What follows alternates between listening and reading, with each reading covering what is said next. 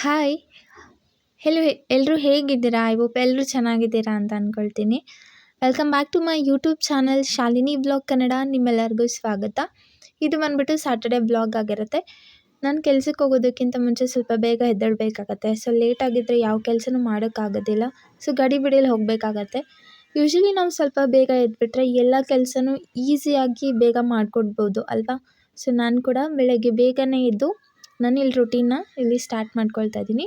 So ಬೆಳಗ್ಗೆನೇ ಮೊದಲಿಗೆ ಸಾಂಬಾರಿಗೆ ಬೇಯಿಸ್ಲಿಕ್ಕೆ ಇಟ್ಕೊಳ್ತಾ ಇದ್ದೀನಿ. ಹೆಸ್ರುಕಾಳು ಸಾಂಬಾರು ತುಂಬ ಸಿಂಪಲ್ಲಾಗಿ ಬಿಸಿ ಬಿಸಿ ಅನ್ನಕ್ಕೆ ತುಂಬಾ ಚೆನ್ನಾಗಿರುತ್ತೆ. ಸೊ ಈವನ್ ಮಧ್ಯಾಹ್ನ ಲಂಚ್ ಬಾಕ್ಸಿಗೆಲ್ಲ ತುಂಬಾ ಚೆನ್ನಾಗಿರುತ್ತೆ ಈ ಸಾಂಬಾರು. ಹಾಗಾಗಿ ನಾನಿಲ್ಲಿ ಹೆಸ್ರುಕಾಳು ಸಾಂಬಾರು ಮಾಡ್ಕೊಳ್ತಾ ಇದ್ದೀನಿ. ತುಂಬಾ ಈಸಿ ಇದನ್ನು ಮಾಡೋದು. ಸ್ವಲ್ಪ ಹೆಸ್ರು ಕಾಳನ್ನ ನೀರಲ್ಲಿ ತೊಳೆದ್ಬಿಟ್ಟು ನಂತರ ಅದೇ ಹೆಸ್ರು ಕಾಳಿಗೆ 1 ಗ್ಲಾಸ್ ನೀರು ಹಾಕಿ ನಂತರ ಸ್ವಲ್ಪ 1 ಕ್ಯಾರೆಟ್ ಮತ್ತು 1 ಈರುಳ್ಳಿ ಹಾಗೆ 1 ಟೊಮೊಟೊನ ಈ ಥರ ಹೆಚ್ಚಿಬಿಟ್ಟು ನಾನು ಅದೇ ಕುಕ್ಕರ್ ಒಳಗಡೆ ಹಾಕಿ ಬೇಯಿಸ್ಕೊಳ್ತಾ ಇದ್ದೀನಿ. 1 ಅಥವಾ 2 ವಿಷಲ್ ಕೂಗಿಸ್ಕೋಬೋದು. ಹೆಸ್ರು ಕಾಳು ಯೂಶ್ವಲಿ ಬೇಗ ಬೇಯೋದಿಲ್ಲ. ಸೊ ನೋಡಿ ಬೇಯಿಸ್ಕೊಳ್ಬೇಕಾಗತ್ತೆ. ನನಗೆ 2 ವಿಷಲ್ ಆದರೆ ಸಾಕು, ಬೇಗ ಬೇಯುತ್ತೆ. ಲೋ ಫ್ಲೇಮಲ್ಲಿ ಬೇಯಿಸ್ಕೋಬೇಕಾಗತ್ತೆ, ಹೈ ಫ್ಲೇಮಲ್ಲಿ ಮಾಡ್ಕೊಳ್ಬೇಡಿ, ಹೆಸ್ರು ಕಾಳು ಬೇಗ ಬೇಯೋದಿಲ್ಲ. ಹಾಗೆ ಇನ್ನೊಂದು ಕಡೆ ಇಲ್ಲಿ ತರಕಾರಿ ಸಲಾಡ್ ಮಾಡ್ಕೊಳ್ಳೋಣ ಅಂತ ಸ್ಟೀಮರಲ್ಲಿ ಮೊದಲಿಗೆ ಸ್ವಲ್ಪ ಸ್ವೀಟ್ ಕಾರ್ನ್ ಹಾಗೆ ಸ್ವಲ್ಪ ನಿಮ್ಮ ಹತ್ರ ಏನು ತರಕಾರಿ ಇತ್ತೋ ನೀವೇನಾದರೂ ಹಾಕ್ಕೊಳ್ಬೋದು. ನಾನಿಲ್ಲಿ ಕ್ಯಾರೆಟ್, ಸ್ವಲ್ಪ ಕ್ಯಾಬೇಜ್, ಸ್ವೀಟ್ ಕಾರ್ನ್ ಹಾಗೆ ಹೀರೆಕಾಯಿ ಮತ್ತು ಸ್ವಲ್ಪ ಬೀನ್ಸ್ ಹಾಕ್ಕೊಳ್ತಾ ಇದ್ದೀನಿ. ನಿಮ್ಗೆ ಯಾವ್ಯಾವ ತರಕಾರಿ ಇಷ್ಟ ಆಗುತ್ತೋ ಅದೆಲ್ಲ ಹಾಕ್ಕೊಳ್ಬೋದು. ಬೀಟ್ರೋಟ್ ಹಾಕ್ಕೊಳ್ಬೋದು, ಇನ್ನೂ ಚೆನ್ನಾಗಿರುತ್ತೆ. ಸೊ ನಾನೀಗ ಆಲ್ರೆಡಿ ಬೀಟ್ರೋಟ್ ಜ್ಯೂಸ್ ಕೂಡ ಮಾಡ್ಕೊಳ್ಳೋದಿತ್ತು, ಹಾಗಾಗಿ ಬೀಟ್ರೋಟ್ನ ನಾನು ಹಾಕೋಕ್ಕೆ ಹೋಗಲಿಲ್ಲ. ನಂತರ ಇಲ್ಲ ಹೀಗೆ ಸ್ವಲ್ಪ ರೊಟ್ಟಿ ಮಾಡ್ಕೊಳ್ಳೋಣ ಚಪಾತಿ ಹಿಟ್ಟಲ್ಲಿ ಅಂದ್ಬಿಟ್ಟು ನಾನಿಲ್ಲಿ ನಮ್ಮ ಕಡೆ ಇದನ್ನು ಮಸಾಲ ರೊಟ್ಟಿ ಕೆಲವೊಂದು ಕಡೆ ಕೆಲವೊಂದು ಥರ ಹೇಳೋದುಂಟು. ನಾನು ಇಲ್ಲಿ ಯೂಶ್ವಲಿ ಇದನ್ನು ಮಾಡ್ಕೊಳ್ತಾ ಇರ್ತೀನಿ. ಮೊದಲಿಗೆ ಏನಿಲ್ಲ, ಚಪಾತಿ ಹಿಟ್ಟು ಸ್ವಲ್ಪ ಅಕ್ಕಿ ಹಿಟ್ಟಿಗೆ ನಾವು ಈರುಳ್ಳಿ, ಕ್ಯಾರೆಟು, ಹಸಿಮೆಣ್ಸಿಕಾಯಿ, ಸ್ವಲ್ಪ ಜೀರಿಗೆ, ಸ್ವಲ್ಪ ಉಪ್ಪು ಹಾಕ್ಕೊಂಡು ಈ ಥರ ಮೊದಲು ಕಲಿಸ್ಕೊಳ್ಬೇಕಾಗತ್ತೆ. Dry mix ಮಾಡ್ಕೊಳ್ಬೇಕಾಗತ್ತೆ. ಆನಂತರ ಎಷ್ಟು ನೀರು ಬೇಕೋ ಅಷ್ಟು ನೀರು ಹಾಕ್ಕೊಂಡು ಕಲಿಸ್ಕೋಬೇಕಾಗತ್ತೆ. ಏಕೆಂದರೆ ಮುಂಚೆನೇ ನೀರು ಹಾಕ್ಕೊಳ್ಬಾರ್ದು. ಈರುಳ್ಳಿ ಕೂಡ ನೀರು ಬಿಡುತ್ತೆ, ಕ್ಯಾರೆಟ್ ಕೂಡ ನೀರು ಬಿಡುತ್ತೆ ಅಲ್ವಾ? ಹಾಗಾಗಿ ತೀರಾ ಮೆತ್ತಗೆ ಆಗಬಾರ್ದು ಹಿಟ್ಟು.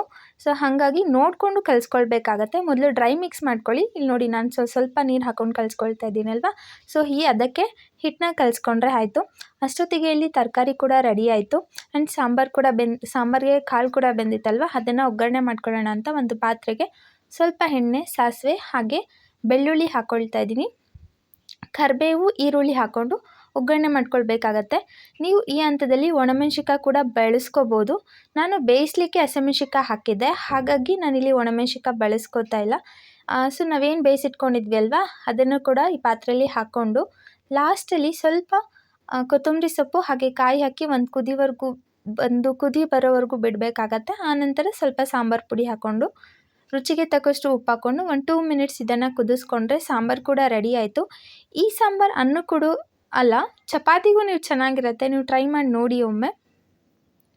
ಇಲ್ಲಿ ಸಾಂಬಾರು ಕೂಡ ರೆಡಿ ಆಯಿತು. ಇಲ್ಲಿ ಜ್ಯೂಸ್ ಮಾಡ್ಕೊಳ್ಳೋಣ ಅಂತ ಮೊದಲೇ ನಾನು ಬೀಟ್ರೂಟ್ ಮತ್ತು ಕ್ಯಾರೆಟ್ನ ಚಿಕ್ಕದಾಗಿ ಹೆಚ್ಚಿ ಇದರಲ್ಲಿ ಆಲ್ರೆಡಿ ರೆಡಿ ಮಾಡಿ ಇಟ್ಕೊಂಡಿದ್ದೆ. ಸೊ ನೀವು ನೋಡ್ಬೋದು, ನಾನು ಇದಕ್ಕೆ ಯಾವುದೇ ರೀತಿ ಶುಗರ್ ಏನೂ ಬಳಸ್ತಾ ಇಲ್ಲ. ಯಾಕೆಂದರೆ ನಮ್ಗೆ ಆಲ್ರೆಡಿ ಇದರಲ್ಲಿ ಸ್ವೀಟ್ನೆಸ್ ಜಾಸ್ತಿ ಇರುತ್ತೆ, ಹಾಗಾಗಿ ಶುಗರ್ನ ಸ್ವಲ್ಪ ಕಮ್ಮಿ ಬಳಸೋದು ಒಳ್ಳೆಯದಲ್ವ. ಹಾಗಾಗಿ ಬೀಟ್ರೂಟಲ್ಲಿ ಕೂಡ ಸಿಹಿ ಅಂಶ ಇರುತ್ತೆ, ಹಾಗೆ ಕ್ಯಾರೆಟಲ್ಲೂ ಕೂಡ. ಹಾಗಾಗಿ ಸಕ್ಕರೆನ ನಾನಿಲ್ಲಿ ಬಳಸ್ತಾ ಇಲ್ಲ. ನಂತರ ಇಲ್ಲಿ ನಾನೇನು ಆಲ್ರೆಡಿ ತರಕಾರಿ ಬೇಯಿಸಿಟ್ಕೊಂಡಿದ್ವಲ್ಲ, ಅದಕ್ಕೆ ಸ್ವಲ್ಪ ಪೆಪ್ಪರ್ ಪೌಡರ್ ಮತ್ತು ನಿಮ್ಮ ಹತ್ರ ಏನಾದ್ರು ಆಮ್ಚೂರ್ ಪೌಡರ್ ಇದ್ದರೆ ಅದನ್ನು ಕೂಡ ಹಾಕ್ಕೊಳ್ಬೋದು. ನನ್ನ ಹತ್ರ ಆಮ್ಚೂರ್ ಪೌಡರ್ ಮತ್ತು ಪೆಪ್ಪರ್ ಪೌಡರ್ ಎರಡೂ ಇತ್ತು, ಹಾಗಾಗಿ 2 ಪೌಡರ್ನ ನಾನು ಇಲ್ಲಿ ಹಾಕ್ಕೊಳ್ತಾ ಇದ್ದೀನಿ. ಸ್ವಲ್ಪ ಸಾಲ್ಟ್ ಹಾಕ್ಕೊಳ್ಬೇಕಾಗತ್ತೆ. ಈವನ್ ಬೇಯಿಸುವಾಗ ಹಾಕಿದ್ರೂ ಓಕೆ, ಈ ಹಂತದಲ್ಲಿ ಹಾಕ್ಕೊಂಡ್ರೂ ಓಕೆ. ಸೊ ಇಲ್ಲಿ ಸಲಾಡ್ ಕೂಡ ರೆಡಿ ಆಯಿತು. ಇಷ್ಟೆಲ್ಲ ಕೆಲಸ ಆದಮೇಲೆ ಆ್ಯಸ್ ಯೂಶ್ವಲ್ ನಮ್ಮ ಹೆಣ್ಮಕ್ಳಿಗೆ ಪಾತ್ರೆ ತೊಳೆಯೋದು ಇದ್ದೇ ಇರುತ್ತೆ. ಕೆಲವ್ರಿಗೆ ತುಂಬ ಬೋರ್ ಆಗೋಗ್ಬಿಟ್ಟಿರುತ್ತೆ ಈ ಪಾತ್ರೆ ತೊಳೆದು. ಕೆಲವ್ರಿಗೆ ತೊಳೆದು ಅಭ್ಯಾಸ ಆಗೋಗ್ಬಿಟ್ಟಿರುತ್ತೆ, ಅದೇನು ಅನಿಸೋದೇ ಇಲ್ಲ. ಸೊ ನನಗೂ ಅಷ್ಟೇ, ಏನು ಮಾಡೋಕ್ಕಾಗಲ್ಲ, ಎಲ್ಲ ಕೆಲಸ ಆದಮೇಲೆ ಪಾತ್ರೆ ತೊಳಿಲೇಬೇಕು, ಇಲ್ಲಾಂದರೆ ಬೇರೆ ಕೆಲಸ ಮಾಡ್ಕೊಳಕ್ಕಾಗಲ್ಲ ಅಲ್ವಾ. ಫಸ್ಟ್ ಪಾತ್ರೆ ಎಲ್ಲ ತೊಳೆದು ನಾನು ಆಲ್ರೆಡಿ ಹಿಟ್ಟೆಲ್ಲ ಕಲಸಿಟ್ಕೊಂಡಿದ್ದೆ ಅಲ್ವಾ, ಹಾಗಾಗಿ ಇಲ್ಲಿ ಚಪಾತಿ ರೊಟ್ಟಿ ಮಾಡ್ಕೊಳ್ತಾ ಇದ್ದೀನಿ. ತಾಳಿಪಟ್ಟು ಅಂತ ಕೂಡ ಅಂತಾರೆ ಇದನ್ನು ನಮ್ಮ ಕಡೆ. ಸೊ ಇದೆಲ್ಲ ರೆಡಿ ಮಾಡಿಕೊಂಡು ಆಲ್ರೆಡಿ ಹಾಗೆ ಪಾತ್ರೆ ತೊಳೆದಿದ್ದೆ ಅಲ್ವಾ, ಅದೆಲ್ಲ ನೀರು ಕೂಡ ಬಸ್ಕೊಂಡಿತ್ತು, ಅದನ್ನು ಕೂಡ ಎತ್ತಿಟ್ಟು ಅಷ್ಟೊತ್ತಿಗೆ ನನ್ನ ಹಸ್ಬೆಂಡ್ ಕೂಡ ಕೆಲಸ ಮುಗಿಸ್ಕೊಂಡು, ಅವ್ರಿಗೆ ನೈಟ್ ಶಿಫ್ಟ್ ಇತ್ತು, ಸೊ ಮುಗಿಸ್ಕೊಂಡು ಬಂದರು. ಅವ್ರಿಗೂ ಕೂಡ 1 ಲೋಟ ಟೀ ಮಾಡಿಕೊಟ್ಟು ನಾನು ಮನೆ ಕೆಲಸ ಎಲ್ಲ ಮಾಡ್ಕೋಬೇಕಲ್ವ. ಎಲ್ಲ ಕೆಲಸ ಇನ್ನೂ ಮಾಡ್ಕೊಂಡಿರಲಿಲ್ಲ, ಇವತ್ತು ಅಡುಗೆನೇ ಫಸ್ಟು ಸ್ಟಾರ್ಟ್ ಮಾಡಿಬಿಟ್ಟೆ. ಹಾಗಾಗಿ ಕಸ ಎಲ್ಲ ಹೊಡೆದು ನೆಲ ಒರೆಸಿ ಬಾಗಿಲೆಲ್ಲ ತೊಳೆದು ಬಾಗಿಲು ಕೂಡ ಒರೆಸಿ ಚಿಕ್ಕದಾಗಿ ಒಂದು ಪುಟಾಣಿ ರಂಗೋಲಿ ಹಾಕ್ಕೊಳ್ಳೋಣ ಅಂತ ಹೇಳಿ ರಂಗೋಲಿ ಹಾಕ್ಕೊಳ್ತಾ ಇದ್ದೀನಿ. ಈಗ ಆಷಾಢ ಮಾಸ ಸ್ಟಾರ್ಟ್ ಆಗಿರೋದ್ರಿಂದ ಆಷಾಢ ಗಾಳಿ ತುಂಬಾ ಇದೆ. ಇವನ್ ನಾವು ಏನಾದರೂ ರಂಗೋಲಿ ಹಾಕಿದ್ರೂ ಕೂಡ 1-2 ಅವರ್ಸಲ್ಲಿ ಈ ರಂಗೋಲಿ ಎಲ್ಲ ಹಳ್ಸೋಗ್ಬಿಟ್ಟಿರುತ್ತೆ. ಅಷ್ಟು ಫೋರ್ಸಾಗಿ ಗಾಳಿ ಬೀಸ್ತಾ ಇದೆ ನಮ್ಮನೆ ಹತ್ರ ಅಂತೂ. ನಿಮ್ಮನೆ ಹತ್ರನೂ ಹಾಗೆ ಇದೆಯಾ? ಕಮೆಂಟ್ ಮುಖಾಂತರ ತಿಳಿಸಿ. ಆ್ಯಂಡ್ ನಿಮಗೆ ನಾನು ಹಾಕಿರುವಂಥ ಈ ರಂಗೋಲಿ ಡಿಸೈನ್ ಇಷ್ಟ ಆದರೆ ಪ್ಲೀಸ್ ಒಂದು ಲೈಕ್ ಮಾಡಿ, ಶೇರ್ ಮಾಡಿ. ಆ್ಯಂಡ್ ರಂಗೋಲಿ ಡಿಸೈನ್ ಇಷ್ಟ ಆಯಿತಾ ಕಮೆಂಟ್ ಮಾಡಿ. ಆ್ಯಂಡ್ ನನ್ನ ವ್ಲಾಗ್ ಕೂಡ ನಿಮ್ಗೆ ಇಷ್ಟ ಆಯಿತಾ ಅಂತ ಕಮೆಂಟ್ ಮಾಡೋದನ್ನ ಮರಿಬೇಡಿ.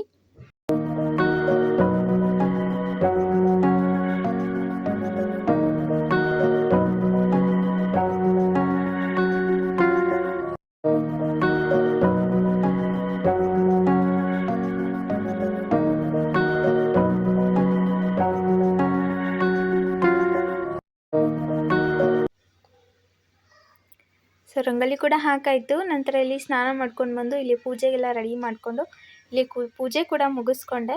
ನಂತರ ನಾನು ಲಂಚ್ ಬಾಕ್ಸ್ ಎಲ್ಲ ರೆಡಿ ಮಾಡ್ಕೊಳ್ಬೇಕಾಗಿತ್ತು. ಹಾಗಾಗಿ ಇಲ್ಲಿ ಲಂಚ್ ಬಾಕ್ಸ್ ಕೂಡ ರೆಡಿ ಮಾಡ್ಕೊಳ್ತಾ ಇದ್ದೀನಿ.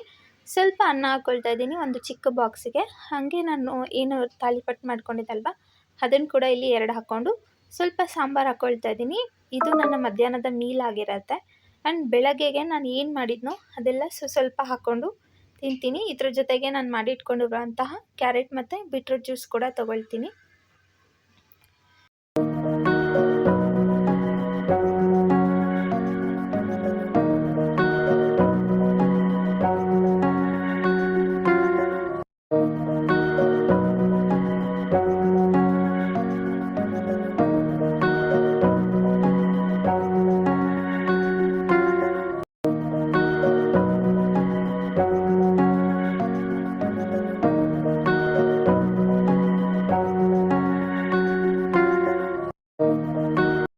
ಆ್ಯಂಡ್ ಇಷ್ಟೆಲ್ಲ ಕೆಲಸ ಮುಗಿಸ್ಕೊಂಡು ನಾನು ಕೂಡ ಆಫೀಸ್ಗೆ ಹೊರಟೆ. ಸೊ ನಾನು ಆಫೀಸ್ಗೆ ಹೋಗಿ ಕೂಡ ಟೈಮ್ ಆಗೋಯಿತು.